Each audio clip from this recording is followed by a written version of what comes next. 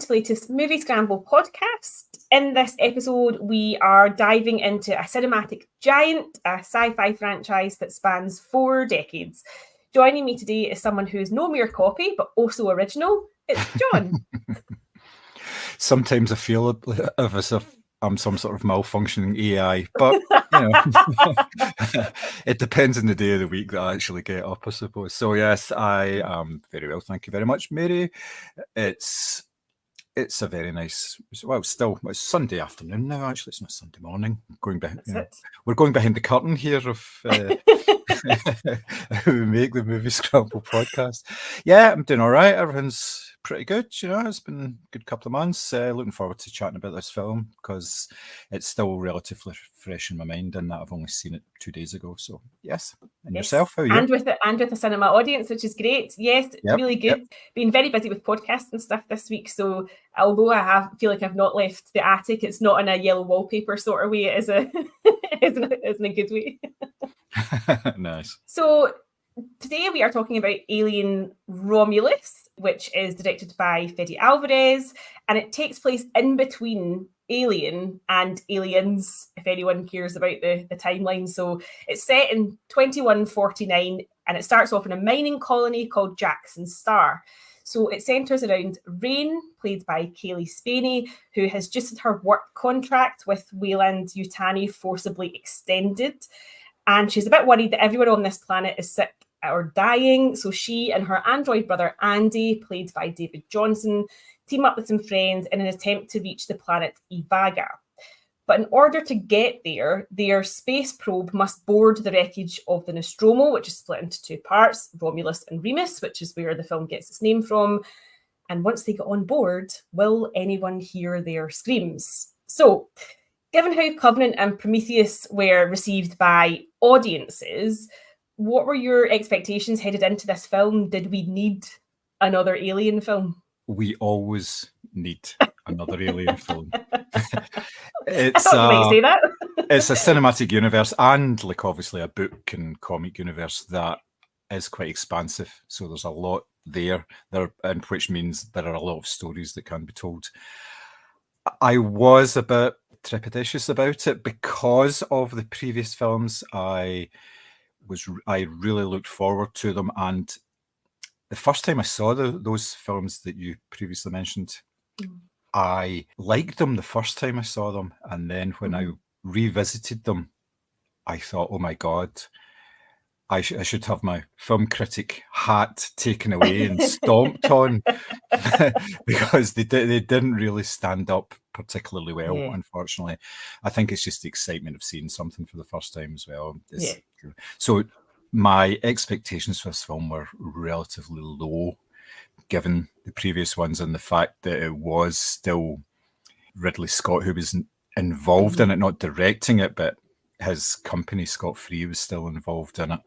And obviously there'd been previous attempts to make other Alien films outside of his grasp, which didn't come to anything because of his influence. But so this obviously had their blessing, but I was looking forward to it a wee bit in the same way I was looking forward to other ones.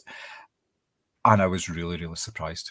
I really thought, this is a cracking entry into the sort of the cinematic universe, and crucially, it stood on its own. One thing I should say, though, just in the intro there, you said how the Nostromo, it was the remnants of the Nostromo. It was actually a space station that they took elements from the Nostromo, because that was in the very opening scene where you see them, this remote ship going in, picking something up and taking it away, taking it back. Oh, that's right. Apologies. Sorry. No, easy enough mistake to make. I know you'd be all excited and jumping up and down your seat, so you may have missed a wee bit, you know.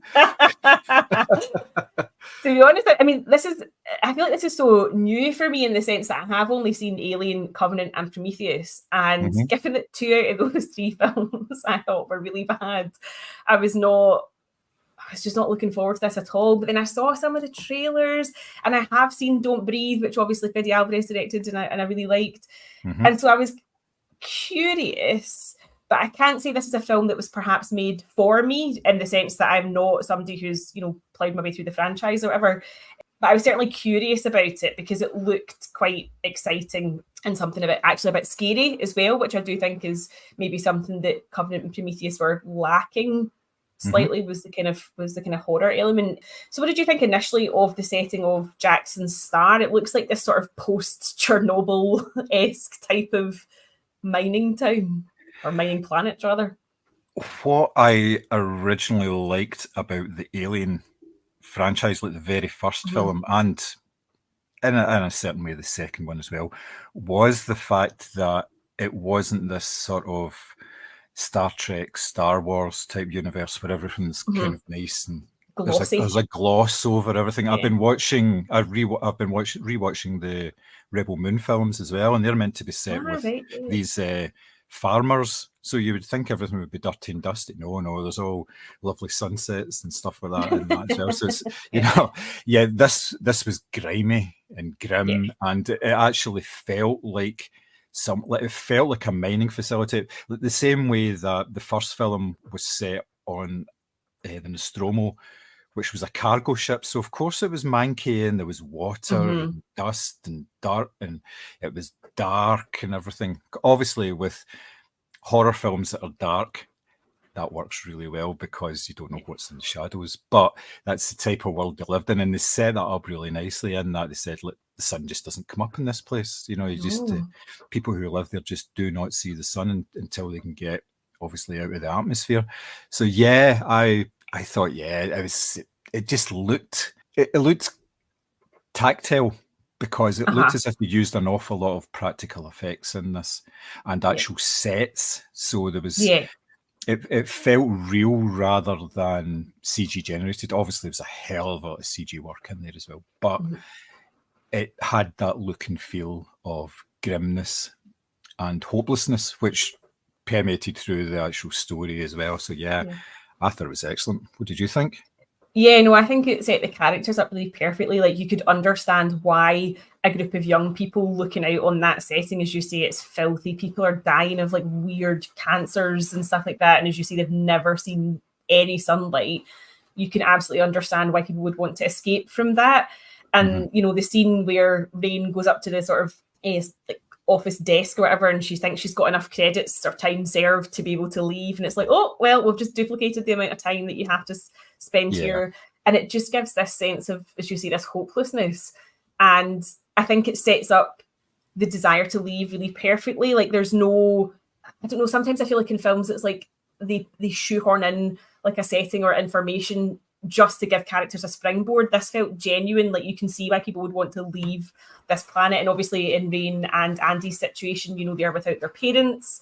And there's just a sense of, floating through space with no one else and with no hope. So I think it does work really well. However, I did read some criticisms to say that, it doesn't do anything different aesthetically, or it's too dark for people to actually see what's going on. Did you feel that way at all about it, or? No, because one, it's an Alien film, so the aesthetics fit in. We're going to keep coming back nicely. to this. Yes. You know what you're going to get to a certain extent with it, or what you would expect with this type of film. So by saying it's too dark, and that's kind of just criticism for the sake of it, because you're talking about a mixture between a sort of grimy sci-fi film and a horror film, and it pretty much ticks both of those boxes for me. I don't understand why people would criticize it in that way. I really don't. Yeah, it does almost feel like saying, the sets on 2 Star Wars films were too similar. Like, it is also, I think what people need to realize as well is it is also trying to bed in as part of a franchise. So there does have to be that element of sort of recognizability in it as well. So, and as we said, there's certain elements of an Alien film that you expect going into it. And one of those things is a particular type of set.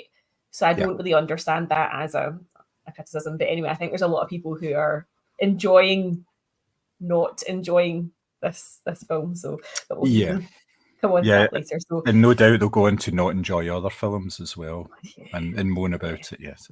Performance-wise, we've got quite a young cast, which I think is quite an interesting choice for a film of this magnitude and a sort of a franchise that's so well loved. What did you think of that kind of direction to go in? It was bold, I thought, because usually you try and put maybe one or two big names in there just to have that sort of pull-in factor so that people will actually, oh, such and such, isn't it? You know, Tom Cruise is in the film, that kind of idea, and that's what you base the promotion around. That's the sort of thing. But this film is on the name recognition, so therefore they can use. I'm not saying unknowns. There's a couple of actors in there who have been in quite a few things before now, but yes, to a lot of people, it will be a new cast, and it kind of ups the stakes as well. Because it's the same thing. I think I've mentioned it before when we've been watching non-English language films. And I always find that unless I know specifically the background of all of the actors who've been involved in a film, you don't know what's actually going to happen to any of them, because the stakes are higher, because you don't have that Tom Cruise factor in that you know that he's going to make it to at least the third reel. He's going to be there at the end. Now it could be anything, can happen to anybody in this film, so that changes the dynamic of what you're actually watching. You're right away. It's unexpected to a certain extent. Yeah.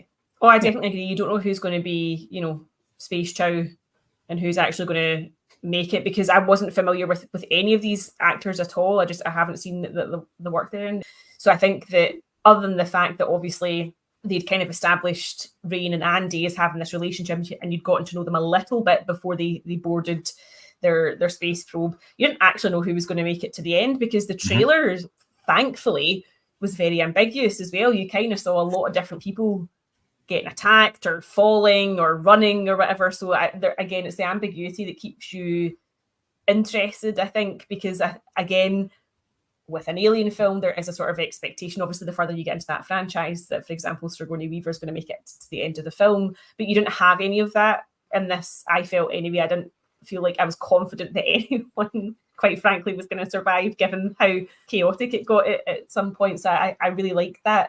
And just in terms of then, Kaylee Spaney as the sort of lead actor, Rain Carradine is the role that she plays. How well do you think she sort of steps into the Sigourney Weaver strong female kind of role, if we can call it that without sounding too cliched? I would say very well, because she comes across as being somebody who is a bit of a fighter. She fights for her family. She fights for Andy because it's only her and Andy because her father died working in the mines. Same sort of idea as a lot of people. That's what there's an announcement just after she wakes up in her wee pod saying, if you've got a cough or anything, please report to the office, because your welfare is our primary interest. And you go, well, if a company has to say that, then it obviously isn't. So that kind of set up the whole dynamic of what she's actually trying to do, what she's trying to get away from. So there was a certain amount of desperation in everything she was trying to do, but she came across as being like ultra competent. She knew how to handle herself, but it was never really shown in sort of like any sort of fight sequences or anything until the very end, where she, and we're not giving anything away, she literally had to fight for her life. So, and that brought out a whole other aspect of her personality, but one that wasn't unexpected because of the way that the character had been built up and the information you were given about her past and everything. It was a way she would react to certain situations, and she wasn't like overly competent. She did make mistakes.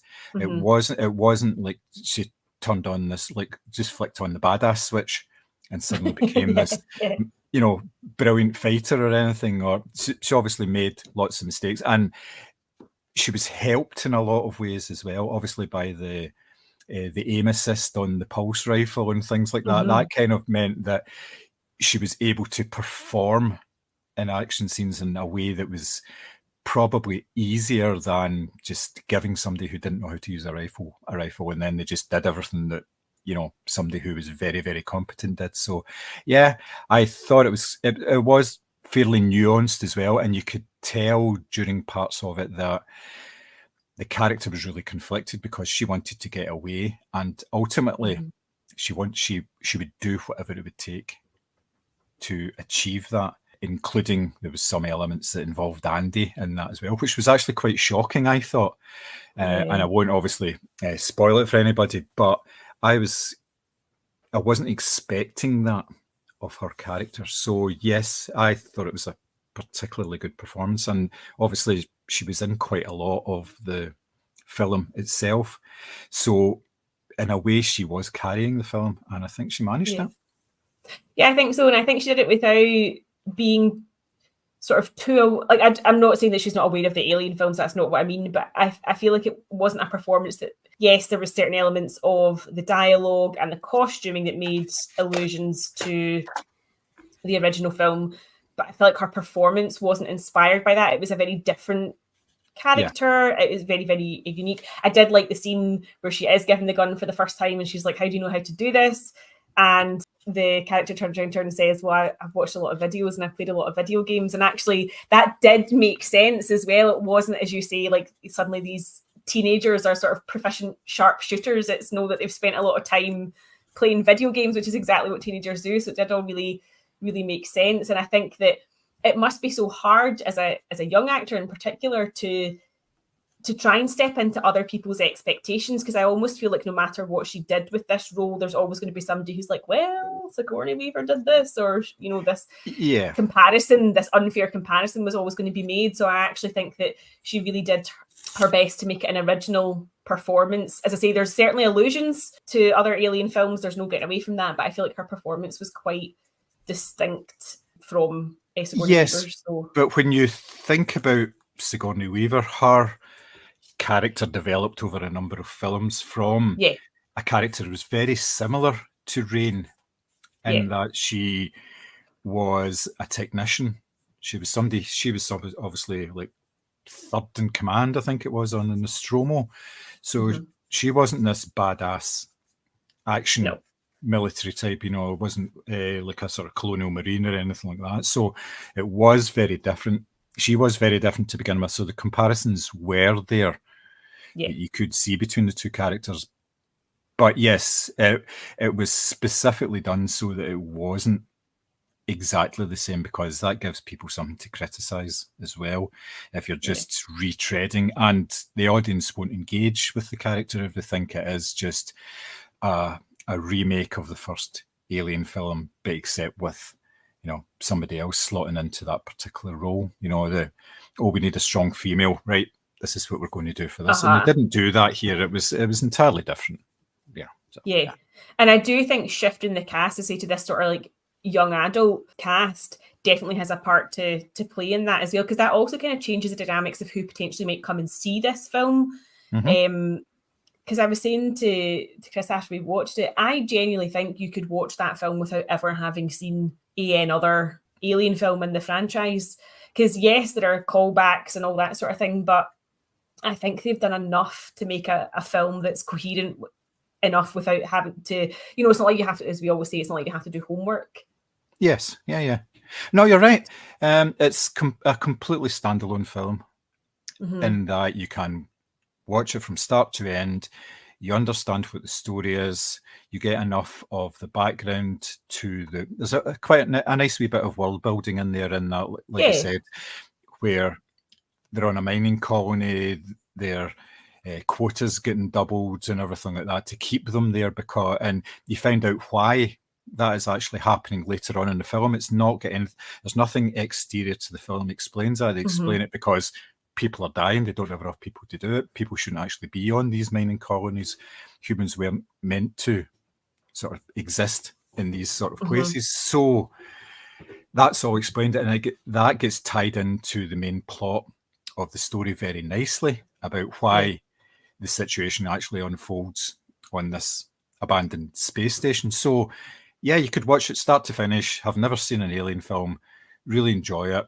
You get an indication of what the alien is actually capable of without going into masses of exposition about what's happened before or anything like that.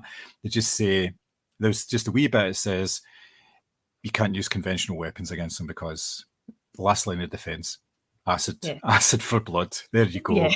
So, Yeah. and there's a wee explanation about why a facehugger is called a facehugger and what it actually does, and it's 30 seconds.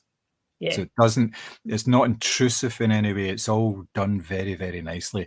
And yeah, like you say, there are a few wee callbacks and references to other films. In fact, there's one sort of main reference, which I won't mention because it goes on, but it's got to do with the main story of it. And it doesn't detract it in any way from the film itself. It works very nicely. It ties in really neatly because of the larger world that they actually inhabit, the universe they inhabit, the Weyland Yutati sort of corporation and how they operate and what they do and all the AI stuff and everything like that. So it all kind of ties in very nicely with all that. But see, if you didn't know that, it wouldn't matter. It really wouldn't matter. I think that's what's so interesting about it. And you just mentioned AI there, so let's talk about Andy, because we've had obviously Michael Fassbender was the android in the most recent Covenant Prometheus, and David Johnson steps into the android role in this particular film. For me, he was the standout of the whole film. I thought his performance was absolutely incredible. What were your thoughts on how he developed that character? Yeah, it was kind of on a hiding to nothing, given the fact that there have been a number of android characters within the Alien universe, and it's been Lance Henriksen and Michael Fassbender and Ian Holm that have portrayed him, and you're kind of thinking, that's quite big shoes, yeah. So I listened to an interview with him where he said that he'd sort of taken it all into account and decided he wasn't going to do anything even remotely similar to it, but without being completely outlandish and not sort of fitting in with what he was supposed to be. I like the fact his name is Andy because they couldn't be bothered actually giving him Android. Oh, what will we call him? We'll call him Andy. So I thought that was particularly good. He has a couple of different versions of himself in this film, which is tied in with the plot. At first, he's this, it's almost like a reconditioned model, isn't he? He obviously has been used. He was found in a scrap heap pre-story by Rain's father and sort of rebuilt and given this one directive, do what's best for Rain. So that's what he's all about, and she regards him as his big brother, as he's the big brother. They are family because that's all she's known. She's just known this Andy who's always been there and done everything for her. Now, when she was younger, that obviously was less involved because it was just helping her, but now she's grown to an age where she can see that yes, he obviously did come from a scrap heap because he's not fully aware and he doesn't have all his functions and everything.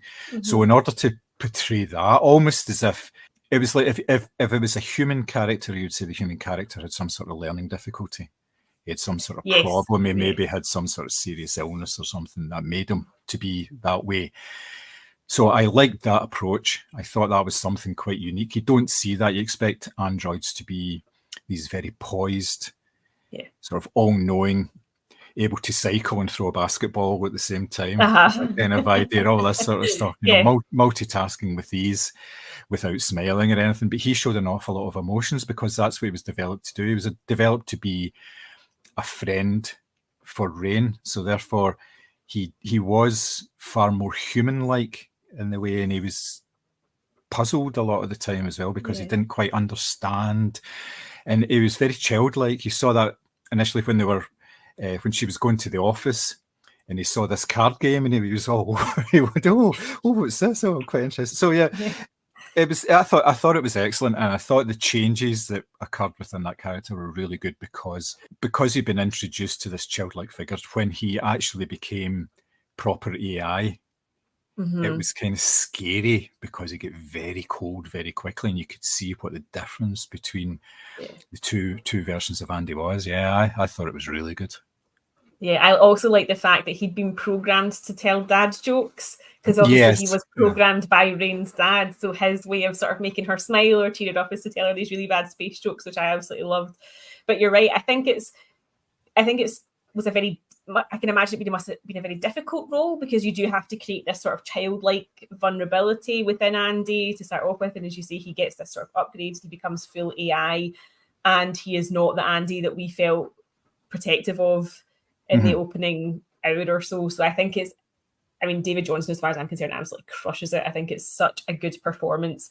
And, the list of names that he has to live up to, never mind sort of Kaylee Spaney and Sigourney Weaver, he has a trio of actors who have absolutely nailed this android persona. And so for him to do something really different with it, I think must have been a challenge, but one that he certainly delivers on. So I just thought he was absolutely incredible. But he's involved in quite a lot of the scenes where there's a lot of tension. I don't want to call it a space obstacle course, but there are quite a few corridors they have to get through, which are extremely difficult to navigate. What kind of standout scenes when you think of the tension building? Because obviously everyone knows Fede Alvarez for Don't Breathe, which is just like 90 minutes of, as the title says, not exhaling. How well did you feel like he incorporated those types of horror elements and that type of tension into the film? What moments really stood out for you? Well, with any good horror film, there are two elements. There's the build-up and there's the execution. So with this film, you got maybe about 40 minutes or so, 45 minutes of build-up, which is kind of normal with any horror film, because then you're building relationships, you're building scenarios, and you are introducing the stakes. And then you have the payoff of a couple of scenes. Now, there was two. There was the corridor scene and there was the lab scene, which happened, I think maybe it was about 20 minutes in between, which is a good break, because you don't want to have these things just, one after the other, because it removes a certain amount of tension and there's a certain amount of repetition if you've just got the same horror elements. So the first one I really liked, which was based on a lab in the lab where they were trying to get the cryo capsules. And because and it was all cause and effect. As soon as they try and take the capsule out of its container, the lab notices it's a breach, therefore it locks down the lab. Yeah. Which you're thinking, shite. And because the temperature goes up, the things that are held in cryostasis within the lab, the temperature of those start to rise. And of course, that's all these face huggers that are in there. So right away, just in one movement, you have gone from being quite a solid exploration of a space station kind of idea into this tense, horror-filled situation. It doesn't help that there is a pool of water as well. So you've got that element. It's almost like a shark element in there as well. That's exactly what I was thinking. It was so Jaws-like. Yeah, it's Jaws, and it's a wee bit of Star Wars with the crusher and the crusher part, the garbage compactor, because there's like water in there. Bin juice, I suppose you would call it in there. But here it's more, it's like obviously just water that's come off all the coolant and stuff like that. So that adds an extra element to it as well. And that was really good, because it was like, you would get a wee, what was that sort of idea? But then I know.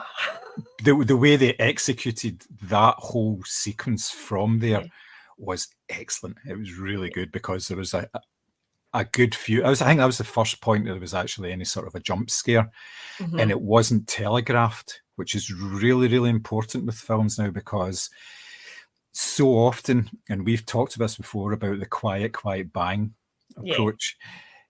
We didn't get that here. It was built up. It was tense. There wasn't any of these false scares. It just kept building it up, just keeping the tension just at a nice level, and then it just went wallop. And it was right in there. And it was very, very effective. I thought, I'm in a proper alien horror film here. That was kind of the moment where it kind of everything changed. It's kind of pivoted, and you think, yep, now I know what I'm going to get in this film, and I'm really, really happy. Just sit back, breathe a wee bit easier, if you could breathe after shitting yourself. But but yes, you knew it was in very good hands at that point. Before that, you thought, yep, it's all good. I'm enjoying this. I like the build up. But when the horror elements start, you really get into it a lot more. And I was really pleased at that point. So Americans are absolutely losing their shit in a good way. They love the bit in the trailer where I can't remember if it's Bjorn or Tyler, but he says, "There's something in the water." And obviously they really love the way he pronounces that word. So people are getting really excited about that. But I think, so that scene in particular, because there's like a wee shot where you just, it's almost like they've been sort of vacuum packed and you see this kind of pulse. Yes. Mm-hmm. But it's very, very quick and it moves on and, you know, back to trying to get these containers out. And you're kind of going like, was that? You know, you do kind of go, I think that was maybe, and then you move on because you're busy focusing on what the characters are doing. And then if you're anything like me and cinema is like a super sensory experience for you, the minute they started to say they could feel things at their feet, I was like, I'm lifting my feet off the ground. Like there's absolutely no way I'm sitting here when there's facehuggers rolling about. But I love that scene. And I also love the scene where they have to cross through the room where the facehuggers are just sitting out. And, you know, it's explained to them that you have to lower your heart rate, lower your pulse, because if you start to sweat or you get the shivers, they're going to notice they're going to detect the change in your body temperature and they're going to strike. I don't think I breathed out once during that because it felt like the world's worst obstacle course to try and get through that particular room and not be attacked. The tension was unbearable, I thought. Mm-hmm. See, that was something that was never really explained in any great depth in previous Alien films. It was explained, obviously, about the body heat thing, which was why it wouldn't really go after an android because they don't have same sort of body heat involved. But yes, I really liked the way that was explained in that, well, in order to try and get through this room, we're going to have to raise the temperature of the room. Plus, you're going to have to be like deadly quiet. And it's just when you set the rules like that, then everything is focused on what they are actually doing. And it's a really good way of creating a lot of tension by making sure that everybody, the audience and the people who are actually carrying out the actions, know what they're supposed to be doing. And the perils of, like I say, sweating or getting goosebumps or anything like that, what that entails. So, yeah. Yeah, I thought actually what a really nice way to draw your audience in as well. I'm not saying that I went to a screening where there was bad behavior at all, but during that scene in particular, nobody coughed, you know, nobody sneezed, there was nobody rustling about in their seat. People were, it was like we had also been given the rules as the audience and we were also participating in this by basically not moving at all. I thought as a way to sort of draw the audience in, I thought it worked really, really well. And obviously we've mentioned facehuggers. So Fede Alvarez has said he's tried to use as many practical effects as possible. What did you think? What did you think of the creature designs?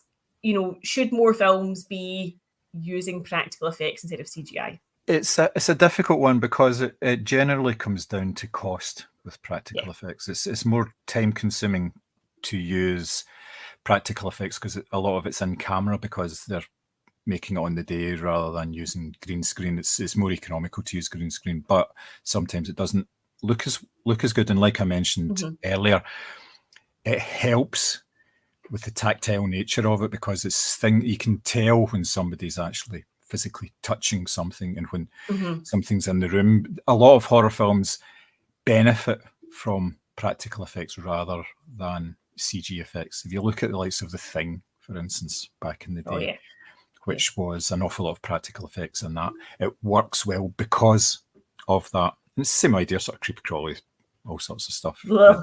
Yeah, exactly. So yes, it gives the actors a lot more to work with, I believe. And I'm in no way denigrating the actors, but you don't need to be as good an actor to act opposite something that's really there. I think there's a certain amount of skill involved in acting against a tennis ball. Now, in terms of the design and everything, it's a classic design. It's been well established what they look like, what they do. So there wasn't any variations in that, which is good because you don't want that. Yeah. That has been well established through the series. And if you've never seen any of the series, then you don't care what they look like. Yeah. They look fucking menacing no matter what. So, you know, they don't look as if there's something you could train and be able to walk down the street or anything like that. They're not going to be like cuddly pets. Yeah. They're basically there as one reason. They're killing machines. Yeah. That's what they do, which is quite I always like that because there's a singularity of purpose there. They don't have any plans of conquest and subjugation. Yeah. It's just procreation. It's like it's almost like a physical embodiment of like cancer or a disease that just attacks. It's got no other reason. It just attacks you. That's all it does, and that's what they're there for. What they've been created for, because obviously that's explained in, is it Prometheus? It's explained how they actually did kind of come about. I think, yes, aye. But you didn't need to know that at all. That it was just explained. It's the boogeyman. It's the monster. That a lot of the times, this is where a lot of horror franchises fall down, because they try and explain what's actually something gone retrospectively. Yeah. Why did they become like that? Where did they come from? All that's it. All you're interested in this film is that these things are going to kill you. They're not going to stop. They're not going to reason. They're not going to toy with you. They're just going to kill you. So therefore, you have to get away from them. You know, there's no other way to do it. I feel like if you've never seen an Alien film before, I would say this one maybe take it to another level in terms of, now obviously the aliens themselves basically have like penis-shaped heads, but there was one particular scene in this which was basically just a vagina on a wall leaking acid, which I feel like if you're not familiar with the concept of these they are sort of hypersexualized looking features. I feel like there might have been a few people going, what the fuck was that, when they saw that on the wall. But I also thought that was, again, just a nice little nod to the fact that it has been acknowledged that some people have said that these creatures are sort of metaphor for sexual assault. Yes, well, H.R. Geiger, who did the original designs for the aliens, wasn't shy about using sexuality in his art and design. He's done an awful lot of those sort of things. So yes, I don't think it's a massive leap to get from there to here. Yeah, I kind of get that. Yeah, I understand that. And the next few sort of topics of discussion are going to contain some spoilers. So if you haven't seen the film and you don't want to find out what happens, this is your 5-second warning to turn off this podcast and obviously return to it once you've seen the film. But we are going to get into spoilers territory here. So as I say, this is your official warning. Creature design wise, what did you think of the offspring? What do you mean? The offspring at the end of the film. What did you think of that? Oh, yeah, that was something that I hadn't seen before. It kind of makes sense in that it was set up. There were a number of things set up in this film. Like, you're showing a portable X-ray machine, so you know that's going to be used to X-ray a chest at some point. Yes. And the fact that one of the female characters was not at her best and thrown up, and you're saying, well, she's pregnant, so you knew she was pregnant. So therefore, pregnant person on board. I wonder what's going to happen there. So yes, it was kind of set up, but I was a wee bit unsure about that. Actually, it was one of the few elements that didn't really work for me. I think I don't know how necessary it was, to be honest, to have this hybrid character sort of half you, and it kind of goes against what the timeline of how the alien creature actually develops from the wee chest burster, because it usually takes a wee bit longer to develop into sort of a full adult alien creature, or xenomorph as they call them. I thought they've got this code name for it as well. So yeah, that was a bit quick and it was a bit strange, but that kind of thing, it made me think a wee bit of, what was the Will Smith film with the zombies, where he's in New York on his own, and there was sort of vampire creatures, there was night creatures in that. Is that when he has to kill his dog? Yes, that's the very one. Yep. iRobot? No, not iRobot. It's something else. I Am Legend. Yes, that was the one. The creature looked very similar to a lot of the creatures in that, the sort of night creatures, just basically because of the pale white skin and the sharpened teeth and everything like that. Eyes. Yes, It was very creepy, I must say. I was creeped out by it because even as it was on screen, it was still growing. And you would see the back cracking and all this stuff. It was Yeah. awful. And that was a genuine person. So that is the 7'7" Romanian basketballer, Robert Bobrochke, who was in a suit. And can you imagine being on that set and having somebody 7'7" pounding across a set towards you while you're pinned up? Oh my God. I thought that design, whilst I don't think that character was necessary at all, I thought the design of it was absolutely terrifying. Like the black eyes in particular. I hate when you can't see someone's eyes properly, and you couldn't see this creature's eyes. And I thought that was really scary, but I'm not sure what point it serves, to be quite honest with you, other than a horrific birth scene. Oh yeah, well yes, that was interesting to say the least. That's two sort of birth scenes that I've seen in the last week and a half. One was in Cleo, where it was the miscarriage scene in the first episode of Cleo, and then seeing it in this, and I'm thinking, this is just turning into a perfect month for me with regards to these type of things. Yes, there's always been a body horror element to alien films, whether it's bursting out a chest or I think there was Numera Pass as well, where she was in the Back. No, it was. I'm thinking of the surgery scene. Yeah, sorry, she has surgery done on her automatically in the machine, and that's brutal. That's grim. That sort of thing as well. So it fitted in really well in terms of that. Lots of blood, lots of screaming. Oh, this! I know.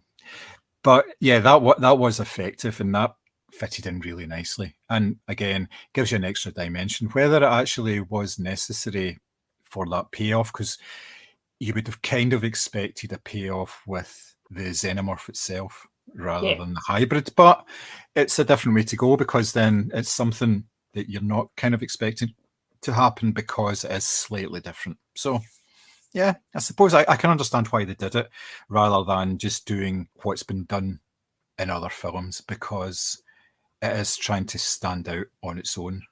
And it does make a certain amount of logical sense with the way that the story was told as well. So yeah, I kind of get it. I think this is a fantastic phrase, and it's going to be like honestly burned in my brain forever. One of the reviews I read accuses this film of digital necrophilia via the character of Rook, who, and again, spoilers, they do essentially re-alive Ian Holm, but in a slightly different character this time around.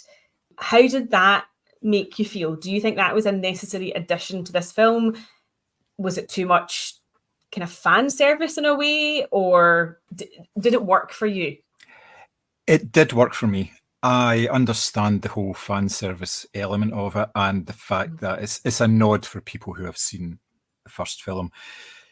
To give them a different name, yeah, that makes sense, because they were all given individual names, all of the AIs of each generation, and it would feel right that he would be involved, because, like I say, this was set just after the Nostromo was destroyed. And I think they actually mention it. It was like 120 days or something after it. So it's very plausible that that generation's AI would still be in use there. I mean, he's barely in use. He's like half a body. Yes, yeah. As it were, you know. Yeah. And it could have been, they were going to have an AI in that part anyway, I think. So whether it was a recreation of Ian Holm or whether it was somebody else, just another AI, it works either way. They needed that because there was a certain amount of story that they needed to get across from that character that basically gave them the background to why this situation had actually occurred. Why was this space station, not in use? Why was it drifting in space, and just about to get destroyed? Because that's the thing, it's going to fall into the atmosphere of the moon that they all work on, and it was going to get destroyed in the rings that surround it, just due to the fact that it was out of control. Now, why nobody else from the corporation had figured out that they couldn't get in touch with the space station, don't know. Yeah, as a slight Not plot quite, hole. not quite sure about that. But yes, going back to the AI character, I liked it. I thought it was good. The AI part of the way that they presented that looked a little shonky at times. Yeah, it did, didn't it? The CG sometimes didn't look great on it. It got better. They had the voice right because the voice was synthesized as well, which was really, really important because you weren't getting Ian Holm trying to do a version of something. I don't know if he's still alive. I think he's probably dead. No, he passed away. He passed away a few years ago. So obviously they had to either use elements of his voice from before and work that, and it was obviously easier to do if it's slightly synthesized because it's not like a true voice then. It's obviously more slightly mechanical. So that kind of worked. I liked it. I thought it was a nice wee callback without being something that you had to know about. If you didn't know about that character, if you hadn't seen the first film, it's an AI character that was there on the ship. Works perfectly. If you did know it, you're kind of going, yeah, I get it. He was an evil wee shite before. So this one is programmed in exactly the same way. He's going to be an evil wee shite. No, it definitely was one of those moments where I was like, when obviously they lift the AI up, and it did. I waited to see in the end credits. It did say in the end credits, the film would like to thank the estate of Ian Holm, which means his family gave permission, for his image and his voice to be used.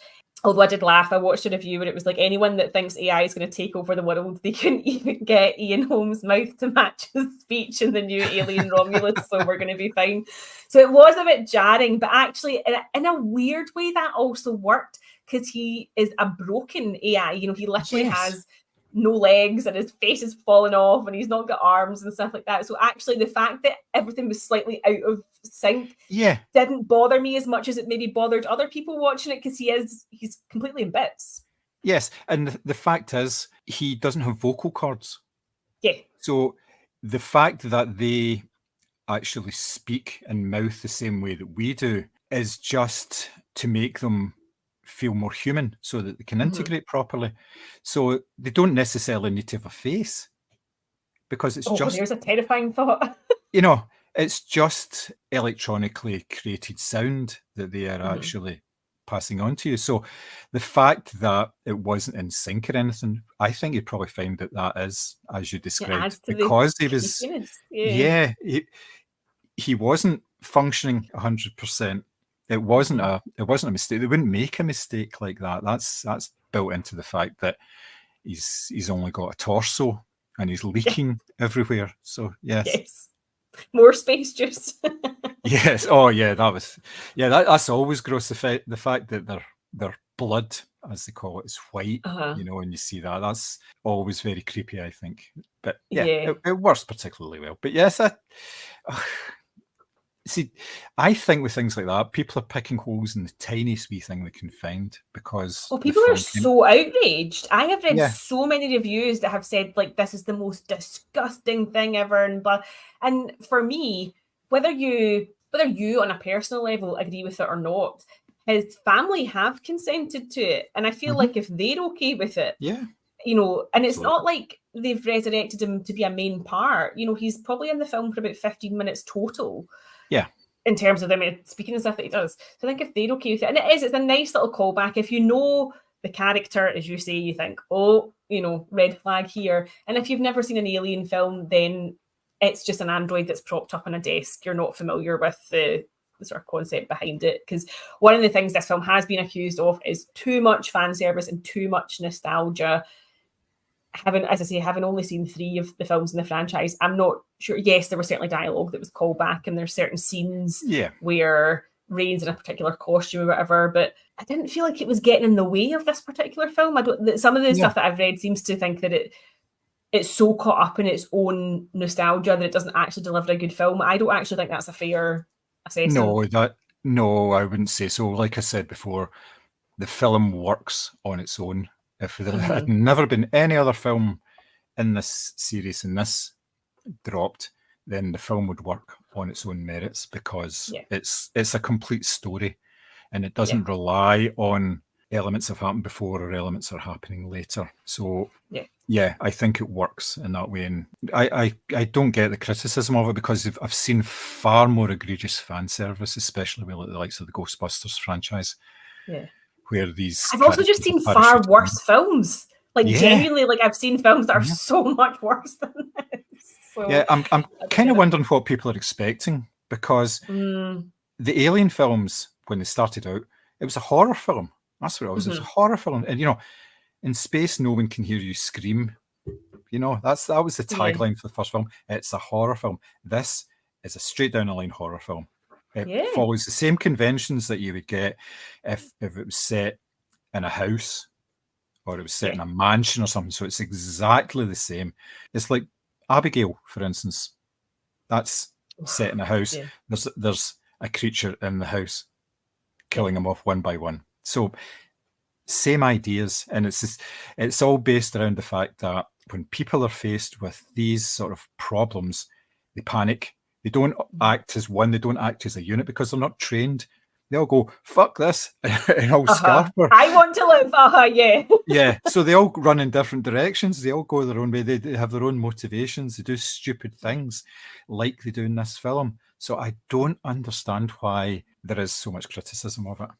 I No, I was really don't really get it. surprised. When I read some reviews and I watched some reviews on YouTube afterwards, I felt like I'd seen a completely different film to the film that people were describing, which is, I'm not saying it's a rare phenomenon, but I was shocked with the vitriol contained in some of the reviews actually. When, as I say, I've seen films that are so much worse than this, just in terms of like setup and execution. I feel like I had watched a different film. But I mean, do you think then, obviously, as I say, it has been quite savaged in its reviews. Do you think we'll see more of this franchise in the future? Do you think that there's an appetite for it? Or is it a case of, do you know what, we've tried this a few times and actually we're getting savaged. I think we should can it. I think that this will revitalise the franchise. I think they were Yeah. kind of getting bogged down a little bit with the last two films, in that it was difficult to see where they were going to go from there. This has kind of revitalised it in that you can say there's a whole universe worth of stories out there. It doesn't necessarily need to be tied into a specific, set of characters. There doesn't need to be follow through. There can just be one-off stories, if you like, which in a way, like a lot of the books and the comics are like that. There are stories, all sorts of stories about how they actually interact with the aliens, and obviously there's like crossover with Predator as well. But let's not talk about Alien versus Predator. And if we're going to talk about shite sequels, like, Yes, exactly. I mean, I feel like this probably is the least of your worries, given that Alien versus Predator exists. Yeah, but this film has been very successful. That's the thing, Yes. despite the criticism. criticism. The fans, Yeah. which again shows this weird disconnect between what critics are watching and reviewing and what fans are saying they want to see. Yes, it did get, what was it, 80% on Rotten Tomatoes, which, it's neither here nor there. But in its first week of release, it's grossed nearly $130 million worldwide. Oof. So, and that's including like 60 million in the US. So that's a sizable hit. Yeah. For a film like this. Now, obviously, it would cost probably about 100 million, but it's definitely made its money back. Yeah. And that's the sign that there will be other. And I know 20th Century Fox, the makers and the owners of the rights to it, have said they want to make more films. And this is the first of these films to actually come about from, I think it was just before lockdown, they said they were planning to make more, and not necessarily Ridley Scott directing them, but obviously he would have some sort of involvement in them. Yeah, like executive producer or whatever, that kind of idea. And he has actually given the film its blessing. Now, it was kind of backhanded the way he said that. I don't know if you read that interview. Oh, it was an interview, his comments from him, and he was asked, what did you think of the film? And he says, well, I'm glad that he didn't fuck it up. And you're like, it's not exactly high praise. They're Ritz chap. There is a compliment in there, but it's buried very deeply in what you've just said. Yeah. So he wasn't negative about the film. He said it was really good, and it kind of worked very well. And I think he was happy with it because it wasn't trying to retread ground that had already been covered by his films in the past, and obviously the films have been directed by David Fincher and is it Caro, the French director? I can't remember if it was him or him and his partner. It's Caro and Genet, isn't it? It was one of those two. I can't remember which one it was. But yes, yeah, it's.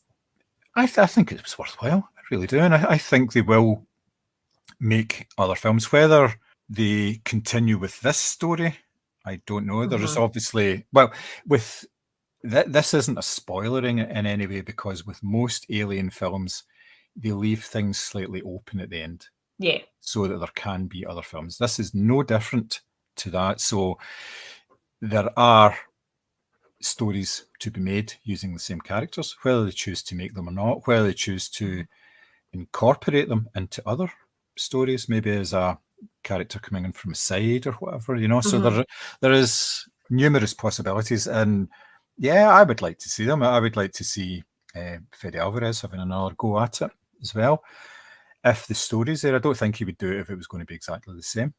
But I definitely get the impression, as I say, I've watched sort of videos on his Instagram, and he's got all the books and the graphic novels and stuff like that, and he's clearly very passionate about it. So I don't think this is a job that he will have taken on lightly, or, you know, for the sake of attaching his name to something. Because I think when you care about a franchise so much as he appears to do, that you don't want to be the shit film that nobody talks about, or nobody. I think there's a pride in contributing to something and contributing well, and not just a sort of, you know, cash grab sequel or interquel or interquel. I think this is called, because it's not a prequel, it's not a sequel, it's in between two films. I've never heard that word before, but no, me neither. Yes, I think there is potential to see more.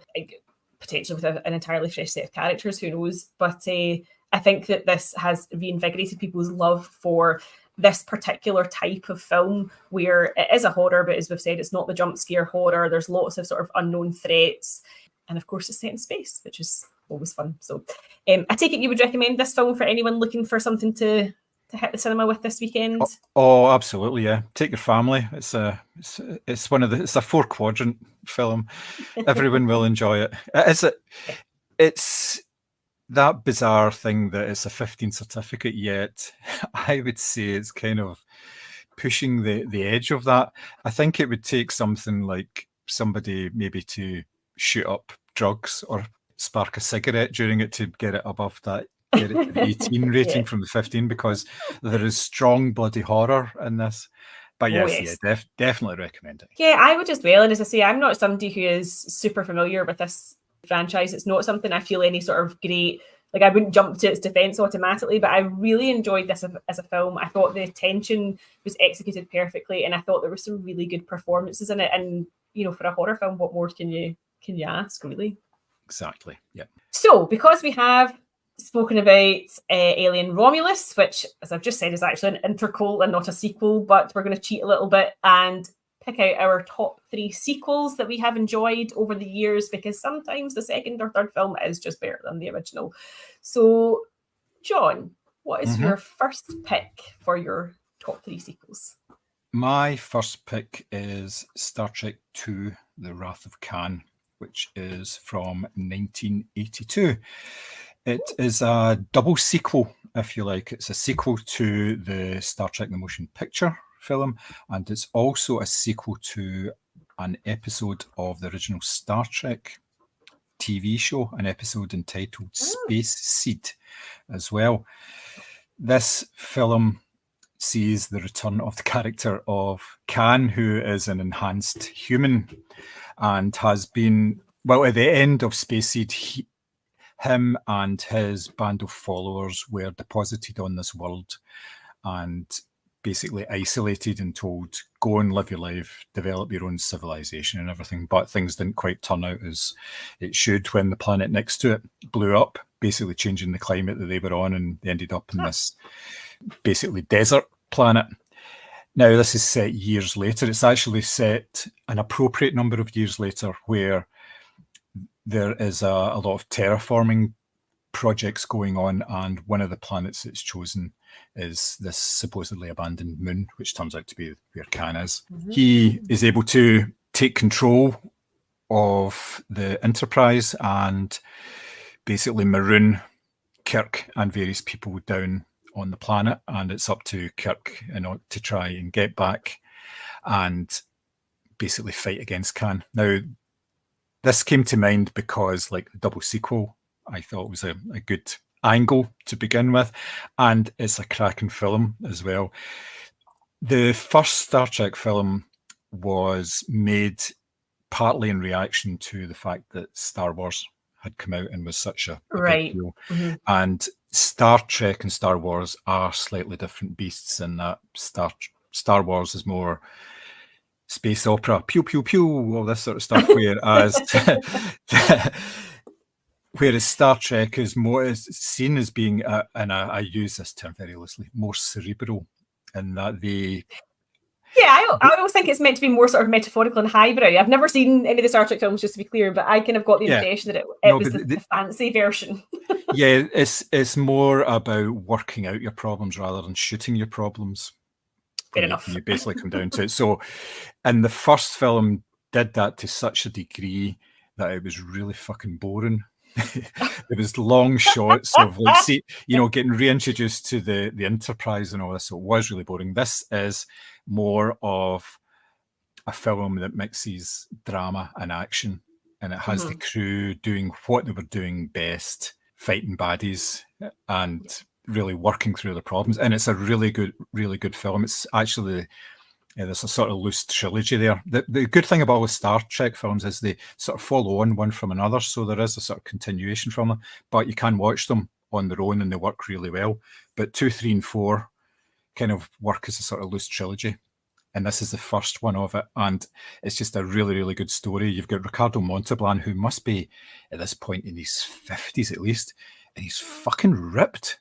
He wears these outfits. It's like leather and sort of fur, but it comes down so that you can see, like, his chest, his bare chest. Wow. And it looks as if somebody's actually just put on this fake chest plate on him. Suck on some pecs.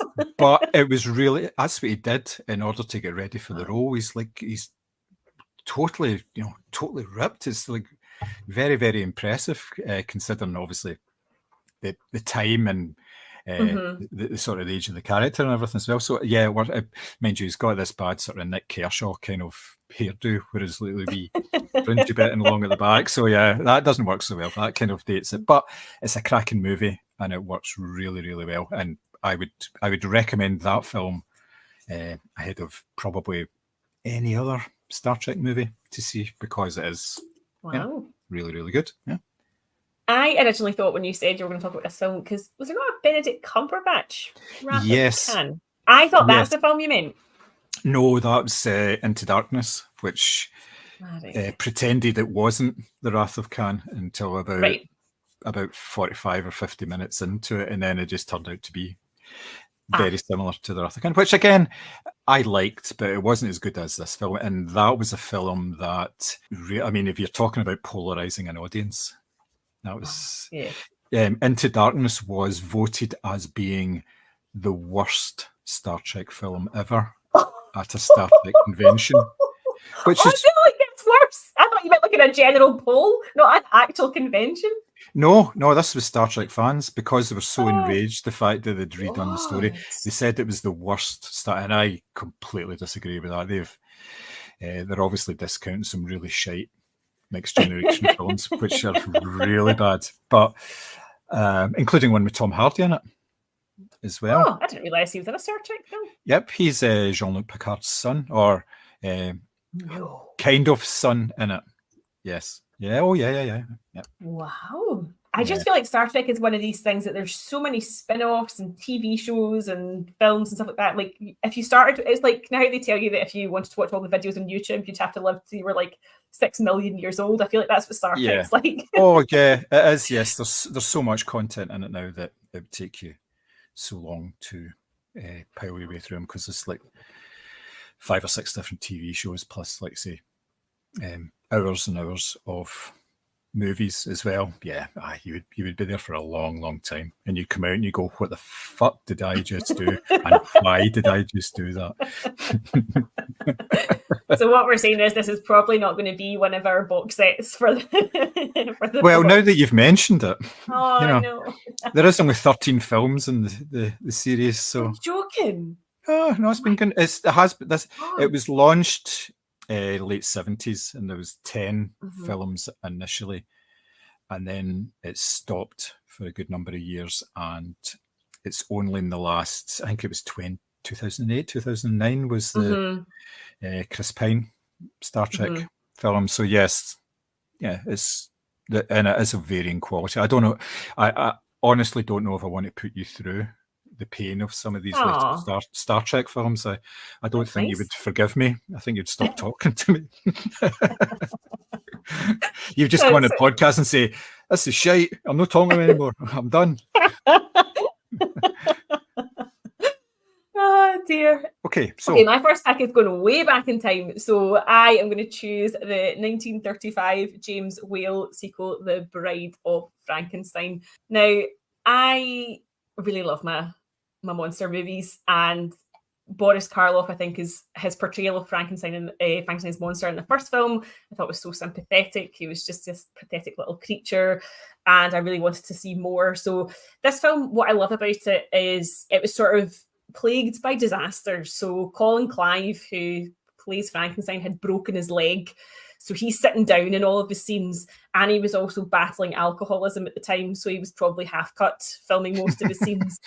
Boris Karloff fell out with the studio big time because they wanted the monster to talk in this film, and he didn't think that was appropriate for the character. And it also meant that he had to put his teeth plate back in, so it fleshed his face out as opposed to giving it that really sunken look that it had in the first film. There was a cinematographer, I think, who disappeared because he was on the lash as well. It was basically just plagued by all these issues, and yet somehow they pulled together this film, which is so beautiful to look at. If you like the first film and you think the sets are incredible, then you're going to get more of this in the second film. They bring in this character, Dr. Pretorius, who's this sort of like mustache twirling villain who is basically shot from the ankle upwards because the shadow that's cast off him is absolutely incredible. And the monster basically just goes off in a jaunt. He ends up living with a blind violinist who accepts him, obviously, because he's blind and he can't see that he's a monster. And we get that, famous alone, bad friend, good. And that results in the single tear rolling down his face. And of course, the whole point of this film is that they are trying to create a mate for the monster. And given that the Bride of Frankenstein herself is this really, really iconic character in cinema, and Elsa Lanchester is, a really famous role, she's probably on screen for about 3 minutes. Yeah. If you're lucky. This film's just over an hour long, so it's not a long film, but she is in it for absolutely next to nothing. But there's this idea that because she's so horrified at being brought to life and she's so horrified that she's being presented as a mate, that the monster just gets really brokenhearted and doesn't make it. And that just absolutely ruins me, because I think Karloff's performance is incredible. And I know that he hated what he had to do in this film, but I just think he adds so much more nuance and layers to this character who is not a monster. You just need some pals. And it's over the top. If you like your sort of like German expressionist, lots of light and shadow, ridiculous, as I say, mustache twirling villains, and just really beautiful costume and set design, this is such a great movie to sit down and watch. And whilst it may not be as cerebral as its predecessor, it's definitely one of these films that's just so iconic that you absolutely have to watch it. Your Universal Monsters collection is not complete without having seen Bride of Frankenstein. Nice. It is a really, really good film, but it has been pastiched so much. Oh, yeah. That people will probably identify more with the pastiches of it rather than the actual film now, because of, and especially the violin playing. I know Young Frankenstein had a good go at some of it, and you must wonder because, like you say, Karloff puts in this performance where he's mining the depth of emotion, and yet all people remember is he's sitting behind the guy a blind guy playing the violin. Yeah. They don't think about it, which is a bit of a shame, I think, because it was a worthy sequel to a very, very good film, which is basically what we're wanting to discuss here as well, isn't it? Something that actually works rather than just a cash grab as well. Yes. Because when you think about it, a lot of sequels were made because the first film was successful and they expected the sequel to make money based on brand recognition. Yeah. But make less money. That's what it used to all be about. They would put less money into a sequel than they would put into the original film because they expected to earn less money. I think it was like about a third they expected to earn less. Ooh. Yeah, and it's like laws of diminishing returns, so they would put less money in, get less money back. Third one would be slightly smaller. Now, rather than now, where they're making it bigger and bigger to try and increase the returns on sequels. So, yes, but like I say, that film was done in a very similar style as well, so it didn't suffer from that sort of sequelitis thing, which is a good thing.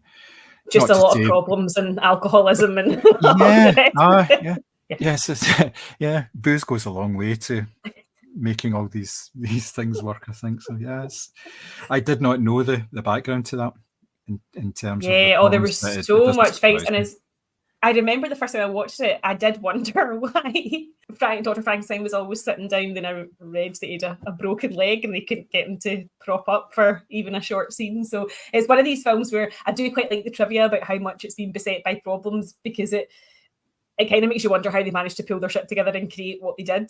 Yeah. In the end. So your next choice for us? For my next choice, I'm going to dip into the MCU. The film I have I know there's an awful lot of sequels in the MCU. It's basically it's one big sequel after another.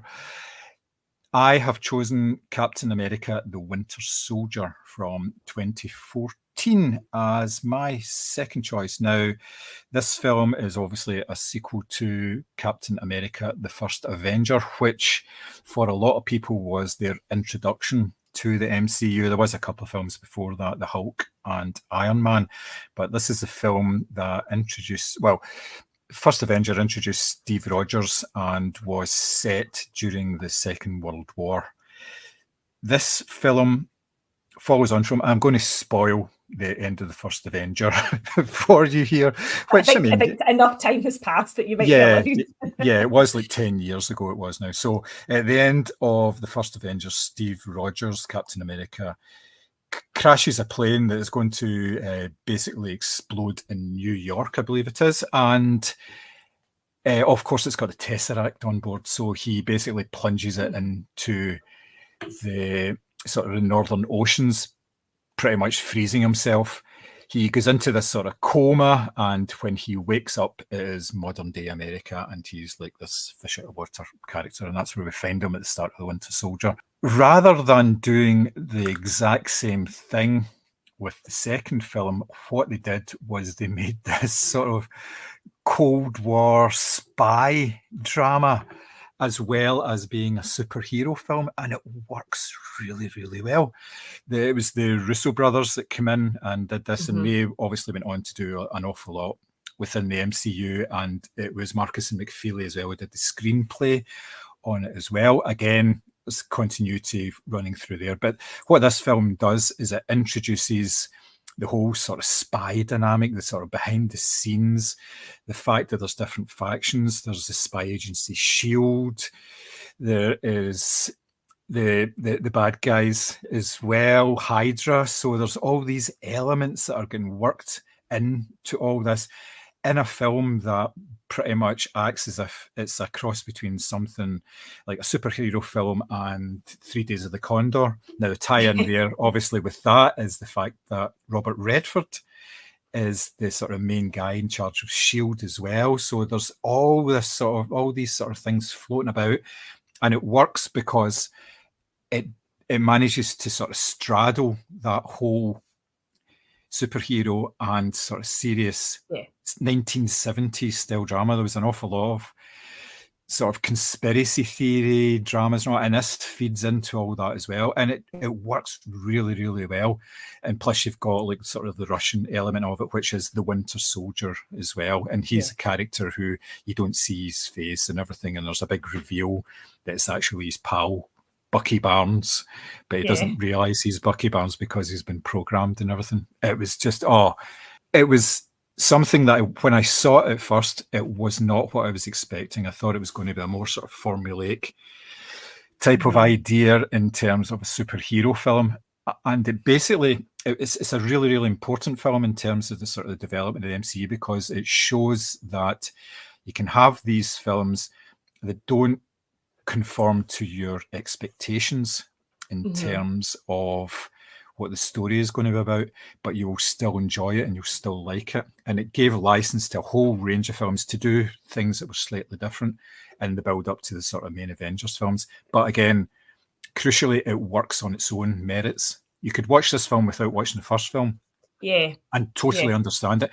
You could watch this film without having seen any of the post-credits scene from Iron Man where Nick Fury's introduced, for instance. You don't need any of that at all. You get enough from this film without being like sort of bombarded with exposition that it works on its own. And it's a cracking film. It's probably my favourite of the Captain America films, and definitely one of my favourites from the whole first phase of the MCU as well. So yeah, loved it. It is an excellent film, and as you say, it doesn't feel like a superhero film. But also, imagine being Chris Evans and walking on a set and you're not even the most attractive guy there anymore because Robert Redford exists. Like, what does that feel like? Yeah. Well, I wouldn't know. It's never happened to me, Mary. That's true. Never met anyone more attractive than you. That's fair enough. Yeah, and I don't want to. So I'm quite happy. No, I honestly think I must have seen this film round about the same time I watched something like Bridge of Spies or something. Yeah. And I remember thinking how similar they felt in terms of like kind of vibe and sort of thing. It is so different. And I almost feel like now you wouldn't get a film like that within the sort of MCU next stage, because it's not following a formula. It is quite different when it's doing its own thing, and that's probably why it stands out and still sort of holds up, because it's interesting as much as it's world building. Yeah, there's a certain element of people sitting about talking in rooms in this film, which I love a sitting about talking in rooms film. Yeah. That's my big fan. Definitely, yes. So, second choice. So I am going with the third part of a franchise next. I'm going with the 2010 Toy Story 3 for a number of reasons. So in this film, obviously the same characters are back, Woody, Buzz, Jessie, the aliens, Ham, the potato heads. But they're actually, the toys are put in a box and they're supposed to be put in the attic before Andy goes to college, because Andy, obviously, who they played with in the first film, is now a grown-up. But they actually get sent to a daycare centre instead. And as you would expect, chaos ensues. The kids in the daycare centre are rough. They are sticky. They're not being played with the way that they're used to being played with. And so they obviously want to try and sort of find a way back to Andy's house. But in amongst all of this, you've got the introduction of the Ken doll, who's played by Michael Keaton, who is hysterical. Like, his delivery is perfect in this. It's so, so good. Buzz also malfunctions, so he becomes Spanish Buzz for most of this film as well. So basically, like, he's no use to any of the other toys who don't speak Spanish, and he's this sort of like over-the-top telenovela Spanish accent, if that helps you sort of place where he is as well. And then you've got Lotso, who's a stuffed bear who looks all soft and cuddly and smells like strawberries and promises he's going to help them get back to Andy's room. But with every Toy Story film, he turns out to be the villain. But what destroyed me, I was going to say what I love about this film, what absolutely destroyed me about this film was the ending. So spoilers if you haven't seen it. But they basically end up in a landfill.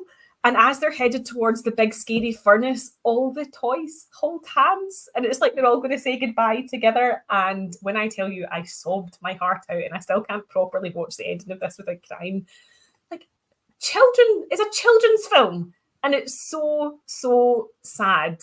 And, eventually they end up sort of finding a new life with Bonnie, and because they realise that Andy just, is too old to play with toys now. But it's so this film will emotionally destroy you. Don't watch it on a day where you're feeling like a cry might be coming on, because as much as there's fun and games and humor, there is a sort of serious kind of messages that were behind it about, kids growing up and outgrowing their toys and all this sort of thing. And obviously we sort of see everything from the toys' eye view, so we're wondering what's going to happen to them. But I think it's one of Toy Story itself was obviously groundbreaking, right? But I think as sequels go, given this is the third part in a franchise that could have become quite tired quite quickly, I think it delivers enough new stuff, enough new characters, but also delivers right in the feels, which is what a good Pixar film should do. But yeah, definitely a sequel worth looking at. Oh, it's a fantastic choice, and very like you, the scene in the furnace when they're moving towards the light, except it's a big fiery light. Yeah, it did kind of break me. I was like, oh my goodness. Yeah, and I had exactly the same thought as you, thinking, this isn't a film for children. This is something else entirely. Yeah, it works so well, and like I say, it's so well thought out. The fact that by the time you get to a third film, you're expecting a certain amount of tiredness, and it just didn't happen with this. In a way, it was a perfect trilogy that they've now turned into 5 films. There's a 5th one coming. Yeah, I wasn't a fan of the 4th. The ventriloquist dummies were scary, but this film had such a perfect ending. I don't know why they made a 4th. I know. Yeah.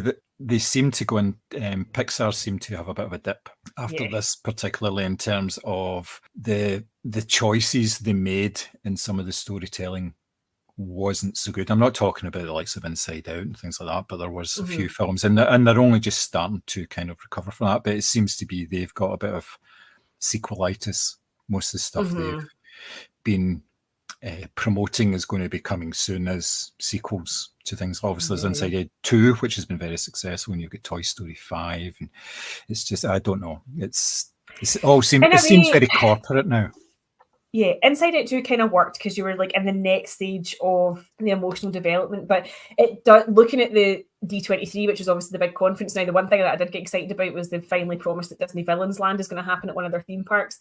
But what a lot of the content reminded me of is, do you remember you used to get the Disney straight to video sequels? So it was like Pocahontas 2 when she'd arrived in England, and Ariel 2 when she'd kept her legs and had to wear a dress all the time. Like it reminds me of that. You would find it like cheap in the Disney shop because it had never seen the light of day in a cinema. That's what a lot of their stuff feels like now, which is sad. Yeah, you're right. Because a lot of people didn't realise there was like 3 Lion King films. Christ. Two of them were sort of straight to video ones, and they were done particularly cheaply, which, yes, it doesn't. And they're making a sequel to the live action, in inverted commas, Lion King. Yeah. Did you know this? Yeah, I didn't. I saw that, yes. Yeah. The Scar's origin story or something. I think Mads Mikkelsen's in it as well, like, which just makes me so sad. I know, but a guy's got to get a wee bit of earnings. Why did you take this job? Money. I wonder how many times he'll get asked that during his interview cycle, So what was your motivation for taking on this multi-million-dollar role? It does remind me of the old Mrs. Merton thing, doesn't it? It's like, what attracted you to the millionaire Paul Daniels? It's so funny. I mean, you can't legitimately sit there and be like, oh, I really cared about telling Scar's backstory. I think he's a misunderstood character. He's a fucking cartoon lion. Yeah, the public have been crying out for his backstory for years now, so we thought we would give them what they wanted. Oh, God. Anyways, on a more serious note, your final choice of sequel that's of a much higher caliber than the second live-action Lion King? Yes, my third choice is The Godfather Part 2, which comes from Francis Ford Coppola in 1974. It's a follow-up to the very, very successful 1972 film, The Godfather. It features most of the cast from the original film, bar good old Marlon, who wasn't coming back for this one no matter what, I don't think. It didn't have the best of times in it, and it also features the likes of Robert De Niro as well. Interestingly, rather than doing a sequel which follows up the original film, and just follows the story on from there. What they did was they decided to split it, so it's a sequel and a prequel to the original film. So it tells the story of Michael as he is wants to move to the West Coast and legitimize the business within 5 years. Honest Kate, that's what I'm going to do. That's basically the story of that part. Yeah. And the other part is Vito Corleone coming to the States as a young boy it's like the tail end of the 1800s, start of the 1900s, and basically his younger life, his family life, and how he became the Don through a series of actions that he took on and basically showed the type of character he is. The film works really, really well because you get snatches of different periods and they inform each other. They inform why one of them's doing one thing based on what happened in the past. And it's all about history repeating itself, and your actions of the past inform your actions in the future and all this. Because basically Michael at this point is a product of his father. He spent months, if not years, being counselled by his father before he died with the water and the tomatoes and putting the orange peel up in his mouth and all that sort of stuff. So he thinks in a similar way, and the film works because A, it's very well written, it's a fantastic story, and C, you've got Al Pacino and Robert De Niro. So if you've got all those elements and it's still a bad film, you've got to be thinking, what the fuck went on? You wouldn't think you wouldn't think that Francis Ford Coppola had been drinking. You'd think he'd been snorting something to such an extent that he couldn't actually make a film. So yes, it's a classic. Obviously, it was the first two films were then turned into a TV series where they showed it. It's called The Godfather Saga, where they showed everything in sequential order. So it starts with young Vito and everything, and they added extra scenes in that had been cut out of the films, which is quite something since the films are both about 3 hours long anyway. You'd think, what there did can't they be cut much out? in the cutting them for you. Yeah, oh, we better trim this bit out and get it down to the 3 hour 20 mark, But yeah, it's a film that a lot of people didn't think would work as well because it wouldn't have the same impact, and it had pretty much equally the same impact because it didn't do the same thing. It was still obviously based around the mafia, the Cosa Nostra, whatever you want to call them, whether they exist or not, like hitmen. We're not kind of sure, are we, if they actually exist? So it works because it tries to do something differently. It's got an expanded scope to it, and it speaks for itself, the fact that we're still talking about it some 50 years later, because obviously this year is the 50th anniversary of the film as well. So yes. I mean, it's one of these films that's held up as the sort of pinnacle of filmmaking, isn't it, and of cinema more generally, because the performances are just so good, the craft is there. I mean, I don't even know, I can't even think of anything to add. It's just one of these films that's so iconic, it's so untouchable, like there will generally never be anything like it. And although obviously part 3 in the series isn't everybody's favourite, I just think it's such an incredible story, and the way it's told and all put together, it's just, I mean, it's phenomenal. As you say, if you've got Al Pacino and Robert De Niro in a film and, Francis Ford Coppola directing it, how can you possibly make a mistake, right? It's so good. And I love particularly Al Pacino's performance, because I feel like every time he gets angry, he does this really scary thing with his eyes, then they go like pure black.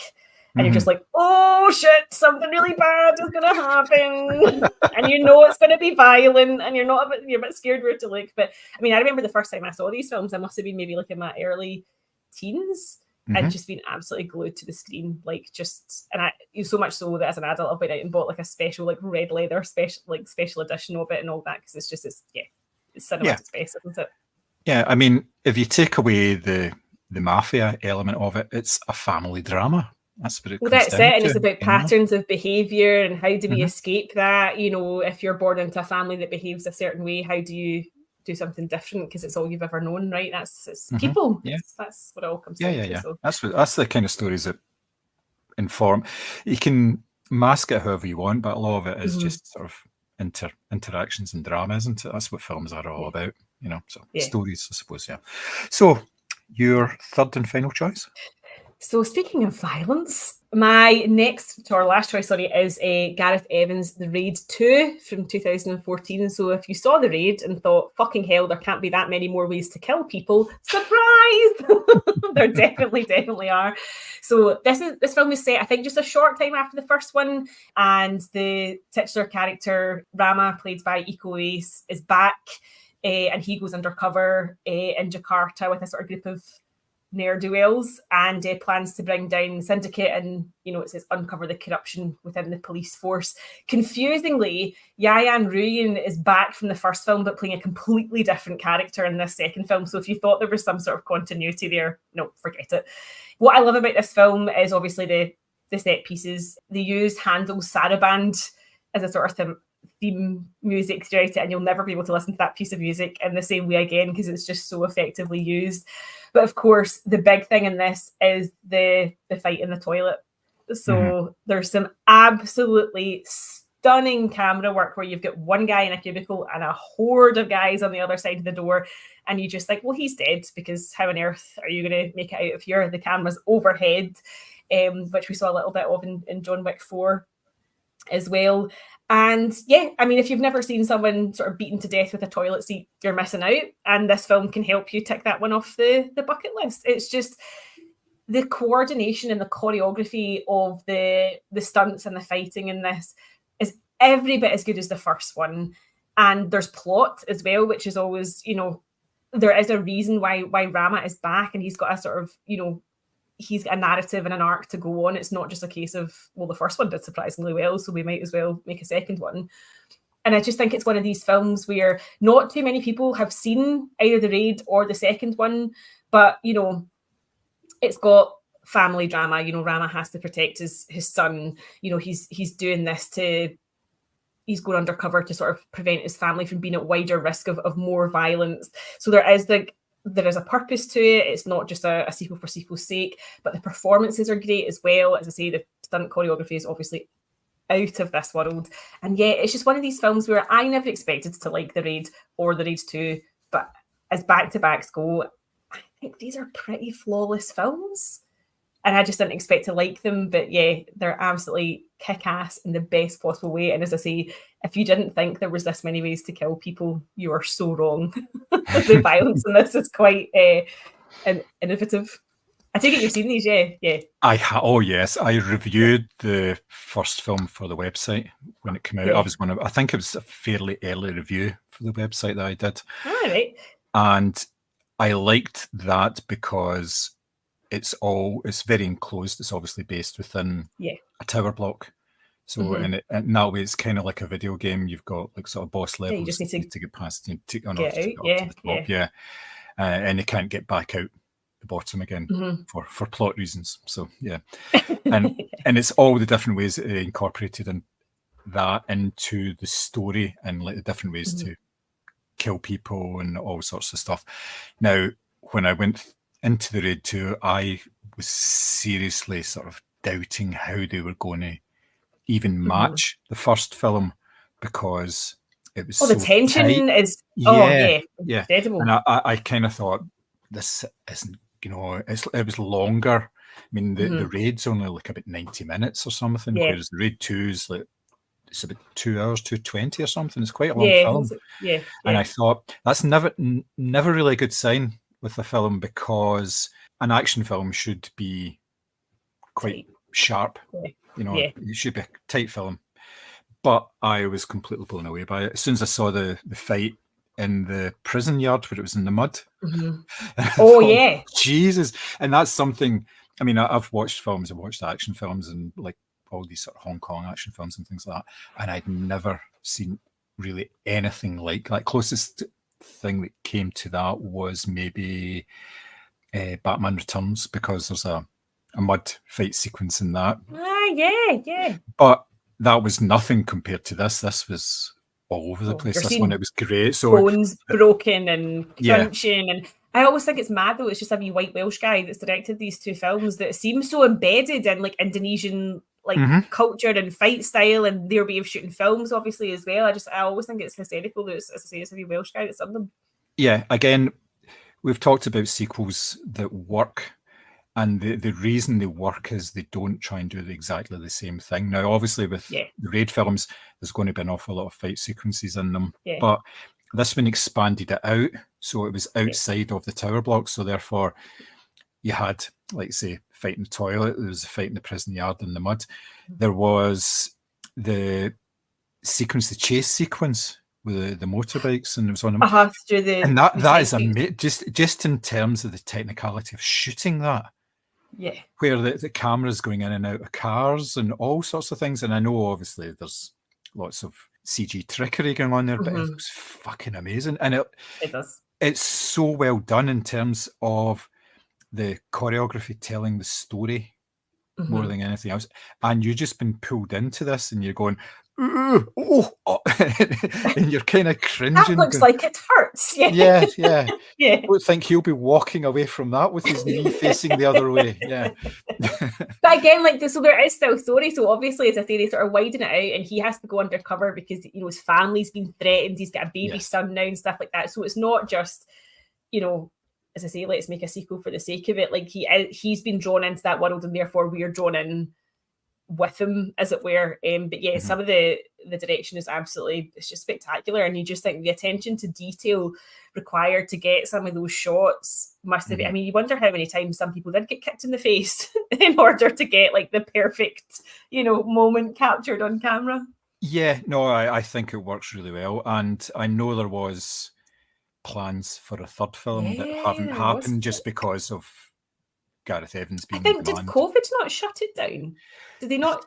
I think that had something to do with it. But... Yes, but there was sort of advanced discussions on it, and he'd been saying, we really want to make a third film and all that. But obviously, the main actor, Iko, has moved on. He's been doing lots of other things as well, and obviously Gareth Evans has moved on. He did Gangs of London on Sky, which incorporated a lot of the same style of acting.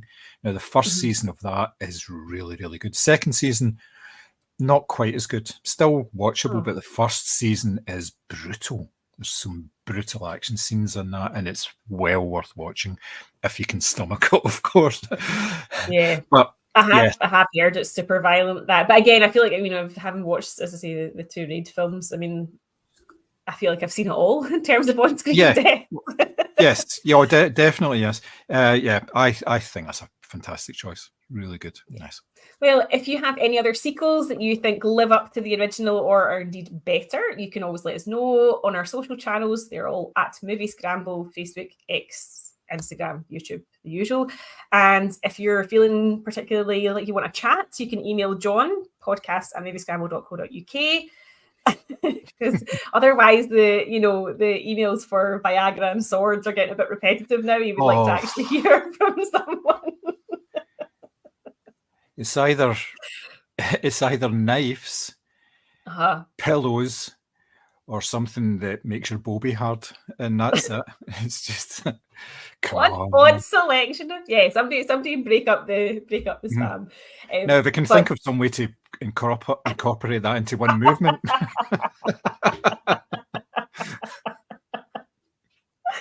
Oh God! Never mind troll sequels without trolls being the idea for somebody's next novel. I think he should try and work in, as I say, Viagra, pillows, and swords into his next book.